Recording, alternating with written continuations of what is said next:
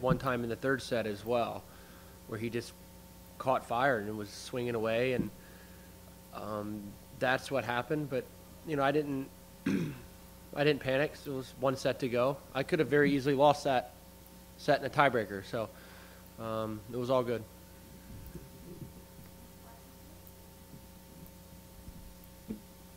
You obviously face another American next. As the top American, do you feel at all like the alpha of this tribe? You have to sort of defend your spot every time that you come up against one of these other guys? In a sense, I do. I do take pride in being the number one American, and I know these guys behind me are sort of nipping at my heels, and I know they want to get into that spot as well. It's definitely very competitive, but we're all really good friends as well. But I still feel like for now it's definitely my spot, so I want to hang on. It doesn't, of course, I could lose either one of these guys. I have lost to either one of these guys before, but I do take pride in that. Talk about each of those. I think that was the last time you played each of them, I think. I played Stevie twice this year, both on clay, in Monte Carlo and Nice, kind of in the south of France both times. And I have not played Jack this year. So last time I played Jack was Atlanta last year. So, but I've played, I think Jack 5 times, and I think Stevie 4 times. So I've played him a good amount of times.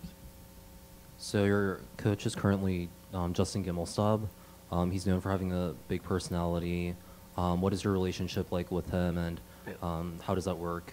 Well, it's a great relationship I have with Justin. He knows the game of tennis better than anyone. I mean, he's been around it. He obviously played at a super high level, and he sees the game really every day, whether he's in the commentary box or or he's just watching it on TV. He's a good eye for the game. I think what's important is he's never coached before, but I didn't take that into consideration. I chose to work with Justin because he knows the game so well. He brings great energy to the court when we're practicing and in the box. And the most important thing is I know he believes in me. He always has, even when he wasn't coaching me. We've always been good friends. He'd always congratulate me on a good win. So it's something I never, this time last year I never could have imagined myself working with him. But I'm glad I am, and I'm glad it's working out. How does it balance with his Tennis Channel career and coaching at the same time? Well, he wears many hats. I don't know if you guys know, he's one of the busiest guys I've ever been around, but he got a lot on his plate. He does it all, but he's never put coaching me behind anything else. So I appreciate that. He takes a lot of time, really out of his schedule to work with me. He's got a beautiful baby boy. He's got a lot going on. But as I said, the most important thing is he believes in me, and I certainly believe in him. You mentioned having played Johnson and Sock each handful of times. I'm wondering, in general, what sort of recall you have from past matches against particular opponents. Could you take us through set by set, let's say, matches against one of those guys? You remember particular points, or? I probably could. As tennis players, all of us have played so many matches, but we do sort of remember a lot of things that happened during the course of these matches. I played last time. Stevie beat me here last year, 7-6 in the third set, and he seems to really like this tournament for whatever reason. He just won the first set out there now. So, but yeah, I can recall some moments, the tight moments where I've pulled through against them, and the moments where they've pulled through against me. So we'll see what happens. I don't know who I'm going to play. I did expect this match to be close, and that's what's happening out there right now. And unrelated question, but coming here to Washington, where you very early on in your professional career had the success of making it to the final, and a few years after that another final here. When you come here and you think about this tournament, do you think of it as a place of success because of those runs to the final, or do you think of it as, gosh, I've come so darn close to getting a title? Yeah, No, I think of it as a place of success. You know, in 2007, I made the finals, and I mean, I wasn't expected to make the finals, and so that was an unbelievable experience for me. And then 2 years ago, I lost to Del Potro, so I've lost to Andy Roddick in the finals and Del Potro in the finals. Lost to Monfils 7-6 in the third in the semis. As you guys know, I do play some close matches, but for whatever reason, it just hasn't happened here. But I've played extremely well here, a lot, and I'm doing it again this year. So I don't look at it as something like a monkey I'm trying to get off my back, trying to win this tournament. I could very easily go down tomorrow. If I win, I could go down. These guys are so good, so I don't look at it like that. I've won a lot. I've won my share of finals. I've lost my share of finals. It's going to happen. So we obviously live in an age of smartphones and social media where some people are kind of recording every aspect of their lives seemingly and posting it on Twitter, Instagram, whatever. In the last couple of years, we've seen instances of tennis players doing things like taking out their smartphone during matches and taking a picture of like a mark, a ball mark or something contested. Recently, the ITF actually made a rule saying that players could not photograph or take audio or visual recordings during their sample collection sessions, like in the doping control stations. Okay.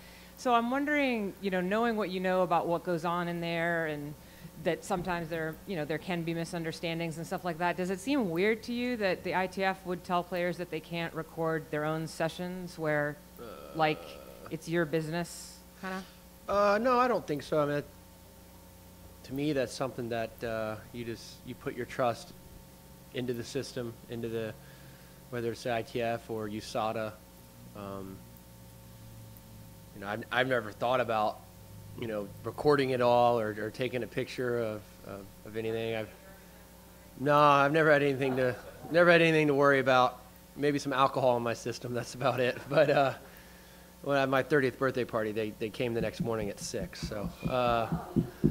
I know a couple beers is not illegal, so but that was brutal. But no, it's fine. I get tested a lot. They come to my house all the time.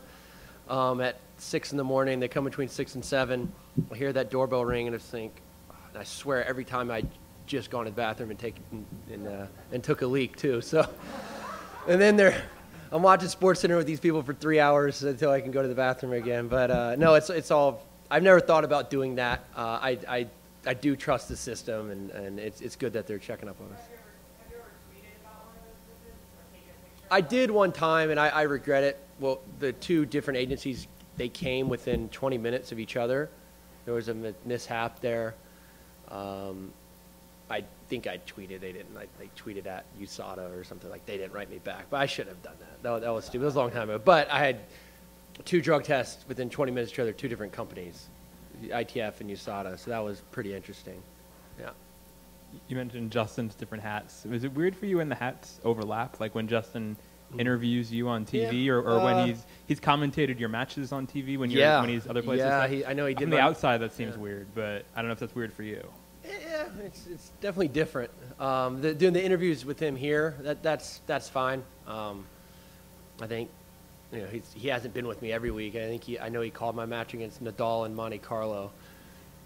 I had a few people comment on that, but that's like I guess as we've talked about, he does a lot with Tennis Channel. He does a lot with me, and he hasn't traveled with me every week either. So there's a good chance that could happen again down the road. But he'll.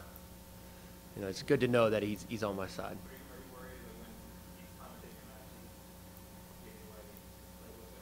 Oh, no, I don't think, well, I hope he wouldn't do that. But also feel like I've been around long enough. There's probably a decent playbook on me.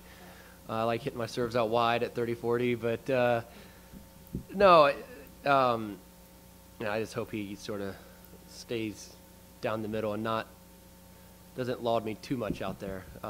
But I don't know. I haven't seen or I haven't replayed any match that he's called of mine since we've been working together. So we are in the nation's capital. Your opponent last night, Wojciech Pospisil, was spotted watching the primary Republican debate on TV in the gym before the match. Yeah. Were you able to catch any of it before your match? Yeah, I actually caught most of it last night. Thought it was pretty cool. I mean, unfortunately, that match before me went 3 sets. I was ready to go.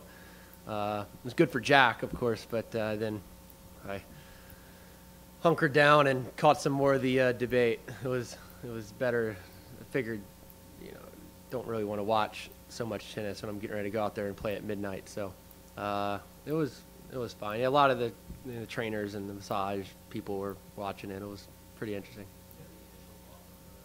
No, it's, I probably won't dive into that. I'm a pretty political person, so I have become that in the last 8 years. But it was maybe Donald didn't do himself any favors last night, so I'll leave it at that. I wanted to ask a little bit about the match and how late it went. I'm curious, A, what time do you go to bed last night? B, when do you feel that the most? Is it the day after, the next day? I went to bed at 4:10 a.m. because, the match ended at 1:40, and that's a lot of people don't realize. It's not one of those things where you get in the car and take a shower and you're in bed at 2:30. I had to eat, I had to stretch, I had to ice down, and I had to do some work with my with the chiropractor I work with as well. So, I took my time. At that point, taking care of my body was more important than getting in bed an hour earlier. And generally, I'm actually not a late sleeper, but I was able to sleep to 11. So, I felt like I got 7 hours. I would prefer 8, but I was fine and took it easy this morning, and certainly a little bit tired. But once I warmed up, broke a sweat and stretched again, I was ready to go. I felt like I had a lot of energy out there tonight. So it's not ideal finishing so late, but I did have a late start tonight, which helped.